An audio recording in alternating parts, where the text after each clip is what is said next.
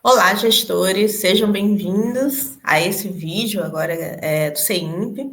Esse vídeo é um vídeo introdutório a respeito das emendas parlamentares, tá? Então, para a gente entender toda a história das emendas, de como chegamos, né, a essas mudanças que a gente está presenciando agora por parte do Ministério da Saúde. Então, é interessante que vocês entendam essas mudanças que estão acontecendo, o porquê delas, tá? Então, o que são as emendas, né? As emendas são recursos do orçamento federal que cada deputado, senador, bancada, comissão, né, pode direcionar para apoiar projetos, ações que beneficiem diretamente a população dos estados e dos municípios que representam. Hoje, na saúde, né, está previsto 26 bilhões de reais, né, só em emendas parlamentares, né? Essas informações foram divulgadas pelo próprio Ministério da Saúde, tá? Então, em resumo, é o quê? O Poder Executivo, no momento da elaboração da LOA, né, encaminha ao Poder Legislativo, né, o projeto de lei, e esse Poder Legislativo, né, os deputados, senadores, a bancada, a comissão, o partido, eles podem fazer uma emenda a esse projeto de lei orçamentário, tá certo? Adicionando valores. A gente vai detalhar isso melhor, tá? Existem 4 tipos de emendas, né, que são feitas em relação ao orçamento federal. Então, a gente tem as individuais, que é hoje, né, o Ministério da Saúde, ele está analisando as propostas das emendas individuais, ok? Então, são propostas por cada parlamentar para projetos em sua base eleitoral. A gente tem as de bancada, né? São propostas por bancadas estaduais ou regionais para temas de interesse de seus estados ou regiões. A gente tem as de comissão, apresentadas por comissões técnicas da Câmara e do Senado ou pelas mesas diretoras.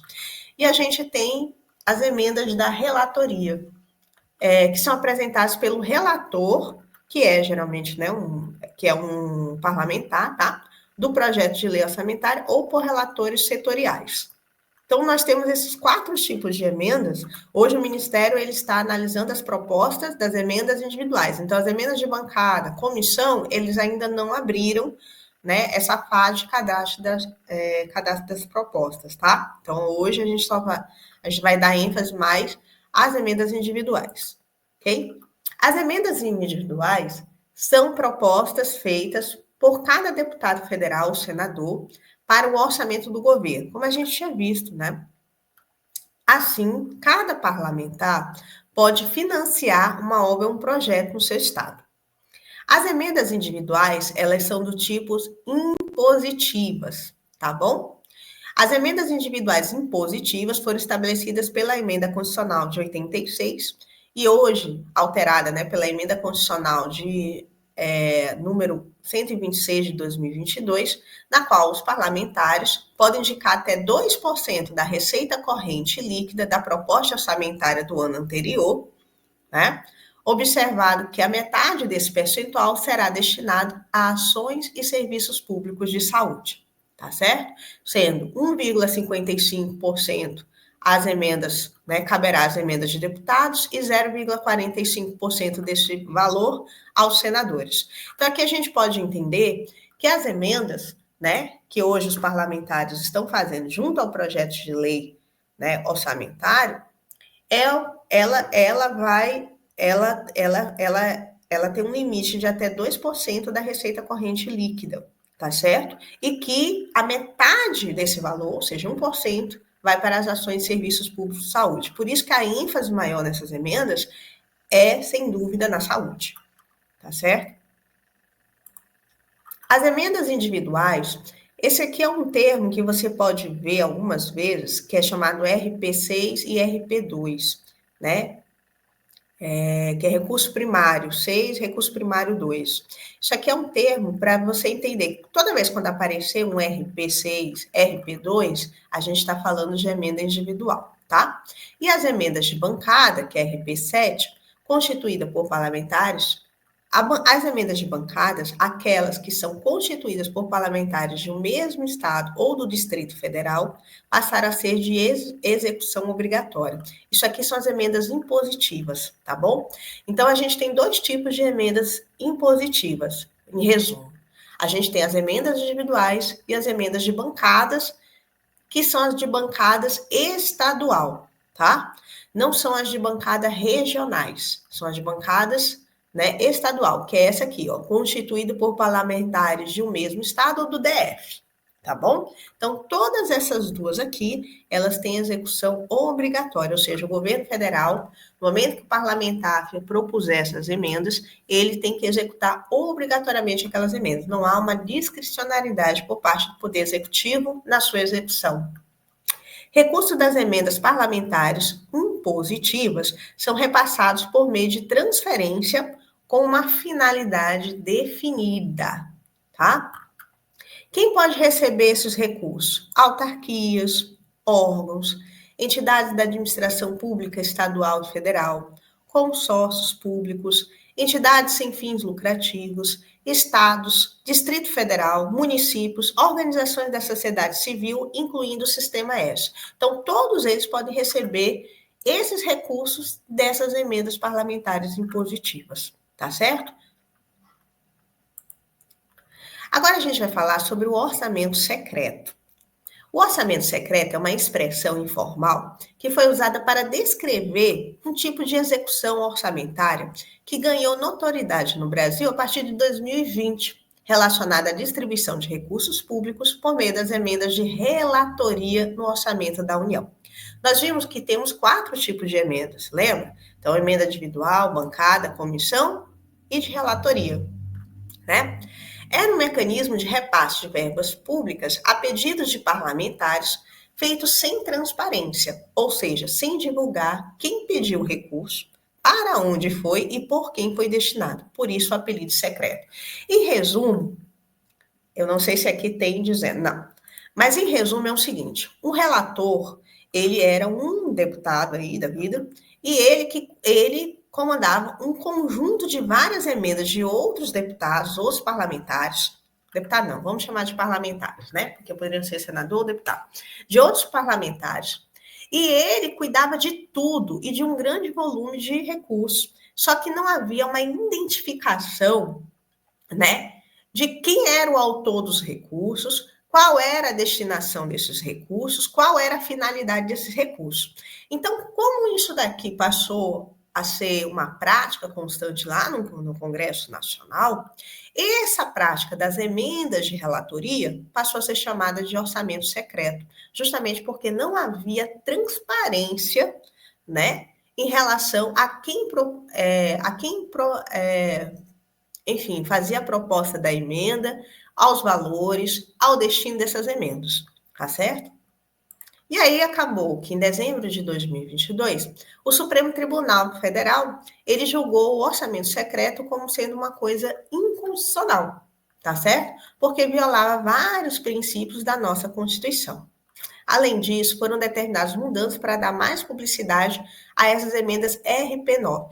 Essas emendas RP9 são as emendas de relatoria, né? E parte do seu volume foi redistribuído para as chamadas emendas impositivas, como é o caso RP6 ou RP2, que são as emendas individuais, que têm regras mais claras.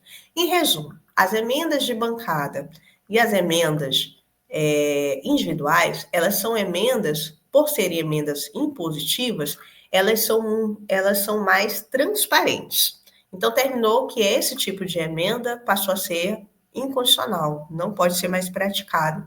E aí ela teve que ser, ou seja, hoje só pode ser emenda impositiva, emenda emenda individual, de bancada ou de comissão. Resumindo, é isso. Agora a gente vai falar das emendas PIX, tá? As emendas PIX são uma forma informal também de se referir às emendas parlamentares transferidas diretamente do governo federal para os estados e municípios, sem a exigência de convênios, planos de trabalho ou prestação de contas, funcionando, né, por transferência especial, né, como um PIX mesmo, rápido, direto, sem burocracia.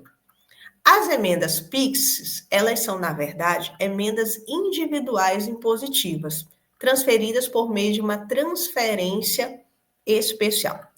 O que aconteceu? Então, a gente percebe que nas emendas, no orçamento secreto, né, as emendas de relatoria passaram a ser proibidas.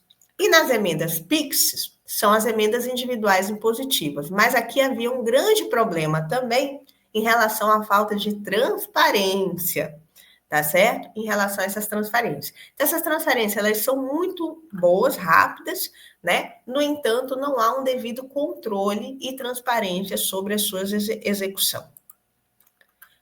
Aqui é uma decisão do ADPF, do Flávio Dino, 854, tá certo? E aqui, resumindo, ele fala aqui sobre sobre as emendas PIX, né? E ele fala, somente é possível liberar novas emendas PIX em exercícios vindouros com a prévia aprovação do plano de trabalho pelo Poder Executivo Federal, dentro do seu ministério setorial, tá certo? Sem isso não há, né, transparência.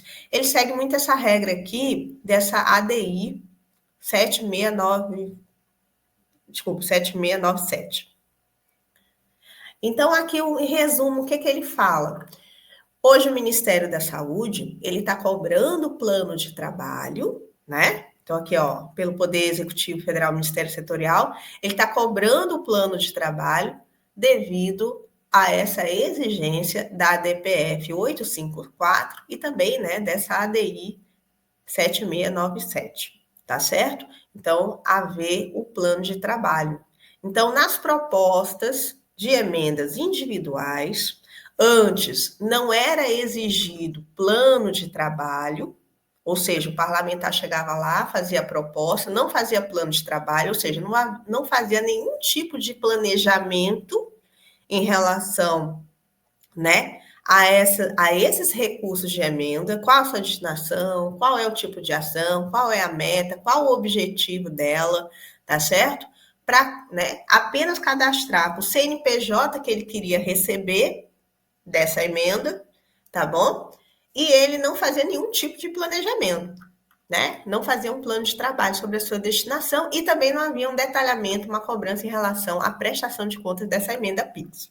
E aí, hoje mudou essa regra, é por isso que o Ministério da Saúde está cobrando agora o plano de trabalho nas propostas de emenda, tá certo? Então, os principais problemas que a gente identifica em relação tanto à antiga prática das emendas PIX como do orçamento secreto, em resumo, era isso: falta de transparência, então havia uma dificuldade de controle social, porque o dinheiro entrava livre no caixa, por exemplo, por meio das emendas PIX, não se sabia quem foi o autor da emenda, que era o caso do orçamento secreto, e sobre como o recurso seria utilizado localmente. Isso daqui era tanto para o orçamento secreto como para a emenda PIX, porque não havia plano de trabalho, a exigência do plano de trabalho. Hoje, o plano de trabalho ele é cobrado em qualquer tipo de emenda, seja de individual, bancada ou comissão. Uso político. Havia um grande risco para uso político, né? Ou desvio de verba, né? Obviamente. Distribuição desigual. Favorecia aliados e punia opositores, desrespeitando critérios técnicos e qualitários entre parlamentares e partidos. Então, ele também provocava desavenças internas, né, conflitos internos entre os membros e entre partidos, tá certo?